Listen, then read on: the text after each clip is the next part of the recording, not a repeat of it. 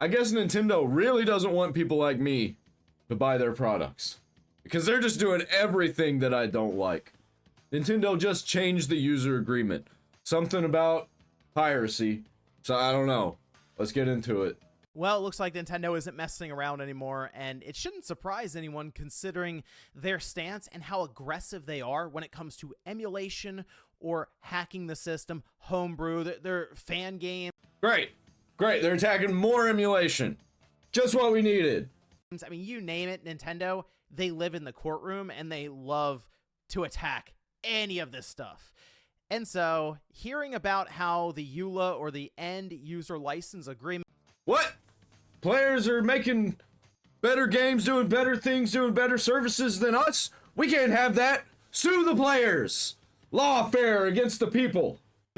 Was updated with quite a bit of extra language to more or less tell you that if you decide to hack or soft mod your system, that they have the right to, well, update and then break your system. To me, it's not surprising, but it definitely has the internet going through it right now. But let's go over exactly what this means here today. So if you guys enjoy the... Without all of the other stuff that's been in the news with Nintendo lately, this one I wouldn't have cared that much about. Probably wouldn't have even heard about it. But it's just one more thing. Just one more thing to make me not want to buy a Switch. Because that's one of the reasons I would buy one, is to load emulators onto it. Now I'm just going to buy a Steam Deck. And I'm still going to play Switch games. Video, hit that like button, subscribe if you're new. So as I mentioned, Nintendo, they love their courtroom scuffles. They're all about it. We've seen them take down emulators all over the place. Specifically, recently with the Switch itself, there were a few of them out there. Now they're all kind of gone, even as they have forks that release. Doesn't matter, Nintendo seems to get those taken down too, because then of course they're based off of things like Yuzu or Ryujinx, so it's just sort of a cascading effect, which is something that was kind of expected, and it makes sense based on the fact that they are of course launching the Switch 2. They wanted to try to get as much of this figured out by way of just making examples out of a bunch of different emulators. I have the solution to all of this. Just regain the licenses for all the lost games. And just publish all of the ROMs for sale, where we can just download the DRM-free file. Let's do that. All of the issues would be solved. And then I could have an entire Nintendo library of ROMs that I could just play on anything everywhere all at once. Or hacking tools or resellers as possible before they launch this system. But still, it's been noticed, this is over on Nintendo Life, they're citing GameFile. Steven Totillo had a newsletter about this, but Nintendo updated the user agreement to crack down on emulations. I know that a lot of people out there bought a Switch just because they wanted a handheld, powerful console that could run emulators. I mean, there are so many videos on YouTube about it, about how to do it. So much so that it's mentioned, apparently, that they can brick your system if they found that you are in violation of this. Now, this is part of the End User License Agreement, the thing that most people scroll through very quickly and they never read any of it. And you have to accept it to then, I guess, use the system. So it does put you in a bit of a spot of, well, I didn't buy this system to say no to this and then just put it away. I'm gonna accept it and then move forward. So there's, of course, a lot of discussion when it comes to the End User License Agreement as to how enforceable it really is, but we'll get to that in a second. Now, at the end of the day, the device is your device, right? You own it. You don't rent the license to use the device. You rent a license to use the software on the device. And they can just full on brick your hardware.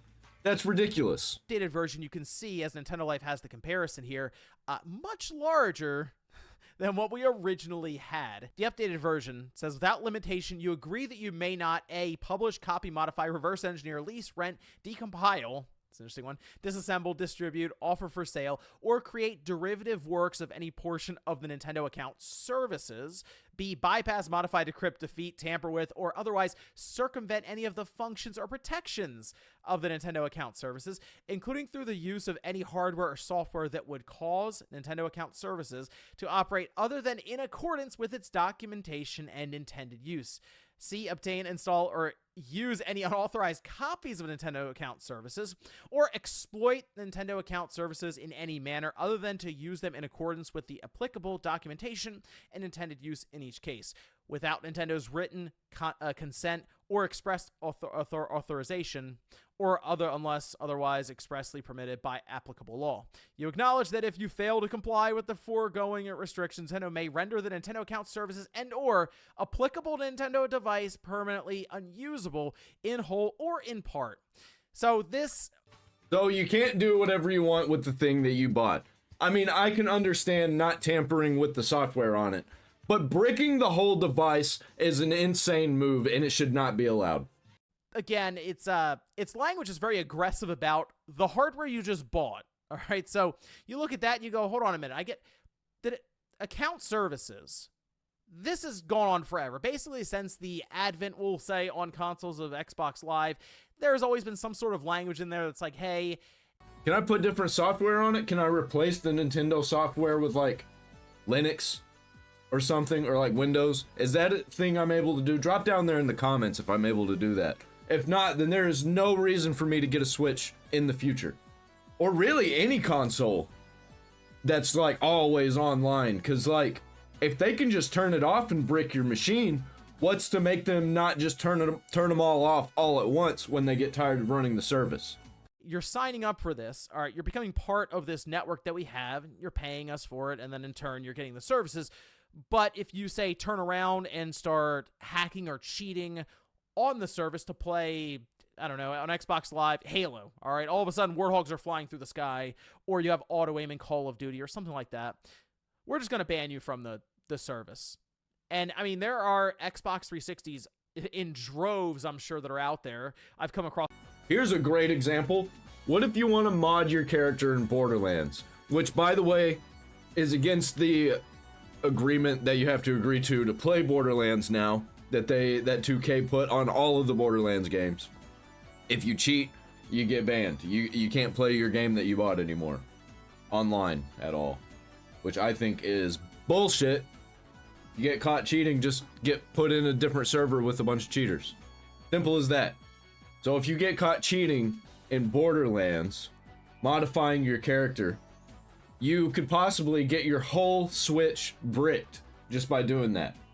That's crazy, insane, and entirely bullshit.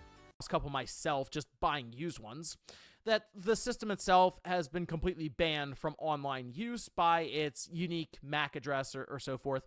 And that's pretty common, right? So the idea of the system not being able to get online but still be usable is pretty standard. Most people would expect to play online with a hacked or modded system. Yeah, it'll probably then be banned from online use. The thing that's really getting to people right now is this Nintendo device permanently unusable in whole or in part. Yeah, exactly. It says it right there that they can do it, and they probably will. As in, they could push an update and then completely brick your system, which I guess technically in some cases there are updates that can be pushed after you've maybe soft modded your system that could render it unusable. There are security measures I'm sure that can be added in or changed or something, and then all of a sudden your system that has custom firmware isn't necessarily booting up. But the idea that Nintendo could say, you know what, we're just going to go ahead and wipe out all of these systems that are modded in some way, that is to the point where you're like, okay, Nintendo, let's relax a little bit here. And it does make me wonder if that is even something that would necessarily hold up with a EULA. So again, the EULA itself, the end user license agreement, comes up all the time in conversation of, would this hold up in court? And I will say, as much as Nintendo loves to test themselves in court pretty much every week, it seems like now, this is something where I do wonder if the hardware you've bought... I think it's going to depend. If it's like a big-time YouTuber that it happens to, they're not going to get away with it. If it's just some random Joe Schmo that bought a Switch because he works all the time and just wants to go home and relax, play a Switch, that guy's going to lose. And let's say you do modify it, okay? I mean, it's your hardware, and you go online by accident. Are they really able to say, nope, that system will now just be a blank screen when you try to turn it on because we're going to brick it? I don't know if that is something that necessarily would hold up on their end. The idea of them banning you, though, yeah, that's proven to be, like, correct. It's something that happens, again, a lot. Yeah. Yeah, that's fine. If you get caught modifying the software and it's actually, like, losing them money, I could see them banning you and that'd be okay, and I'd be okay with that. As long as you can still play games, you just can't access online features.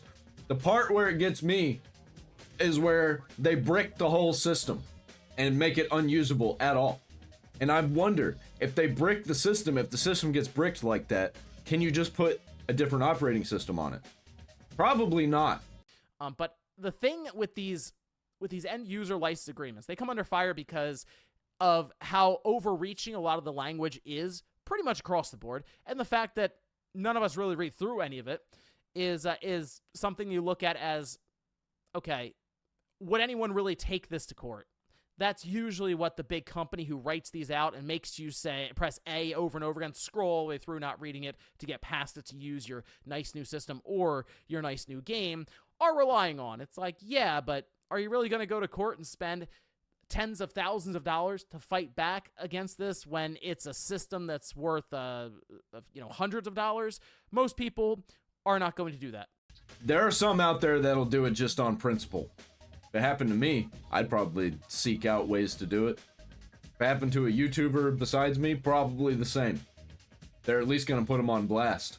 They will say, you know what, that's really annoying. I still want to play the new Mario. I still want to play the new Gears game or the new God of War. I'll just go buy a new system. And actually, again, this is something that's been around for a bit. This is from 9 years ago on the 3DS.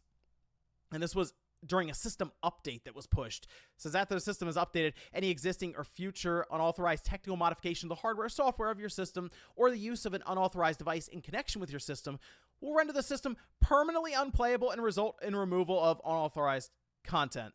So this has found its way into end user license agreements in the past from Nintendo. I didn't even know about this. Good thing I didn't get a 3DS. Because they'll just be like, well, we've decided that everybody needs to get on the new system. Too many people are playing the old system. We're just going to have to brick them all. Because we would actually make more money if we did that at this point. I could 100% seeing a company like Nintendo doing that. Specifically, like on the 3DS. And look, the 3DS has been blown wide open at this point. This is from 9 years ago, though, which, even 9 years ago, there was still discussion around the hacking scene. Nowhere near like what it is now. And in some way, Nintendo, of course, has it as a legacy system. So they've kind of moved on from it. But look, we know how Nintendo feels about hacking systems, modifying them, emulation, the whole thing. If they could get away with it, I'm sure they would love to have some sort of siren in the office that goes off whenever somebody hacks the system, and they can just ban it, shut it down. Really, they should embrace it. They should go all in to the emulation scene. Everyone would love them. And they could up the price for the console, because they could be like, well, it's an emulation machine. We are allowing you to crack this and hack it. And everyone would buy it. Render it useless, be bricked completely, because they kind of just want you to play within the lane. Ooh, 256 gigabytes. Lane that they've set. But as we know with the internet, that's not really how it goes. And actually, I'm kind of glad that the internet will still push forward with. Look at all the differences. Look how much bigger it is. A lot of this stuff, because when you see what is possible with these systems, especially when they're kind of in legacy status, like the 3DS, like the Wii U, or the Wii, it is impressive stuff. The GameCube is like a whole other thing now. It's crazy all the stuff that's happened there, especially from a hardware perspective, but definitely with a software perspective with things like Swiss. So it would actually be a shame if the companies were able to really press this stuff and make it so people wouldn't even attempt to open it up further for the homebrew community, because there are some really cool breakthroughs that happen, and I just don't really see this being anything other. Nintendo hates fun and hates actual innovation unless it comes out of their offices. They want whatever's going to make them the most money right now. Whatever's on their minds right now to make the most money is what they're doing. They don't look to the future. They don't look at the past. They look at right now. They're anti-fun, anti-real innovation. Pro money, money, money. Other than them overreaching a bit in the EULA and it really not amounting to much, but I guess technically they could do it and test it and see what happens. Maybe out of spite, someone would try to take it to court and go from there. But let me know what you guys think about this down below. People like me, I would.